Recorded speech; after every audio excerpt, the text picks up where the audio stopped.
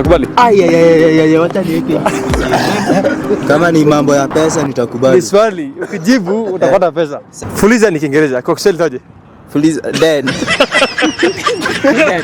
Toka hapa. Mtungi. Mitungi ni Kiswahili, kwa Kiingereza inataje? Container.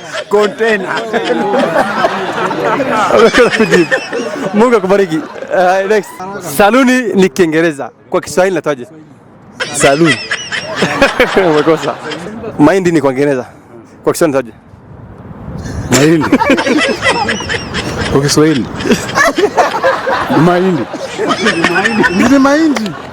Mahindi ni mahindi. Mechanic kwa Kiingereza. Mechanic kwa Kiingereza. Sina mechanic kwa Kiingereza.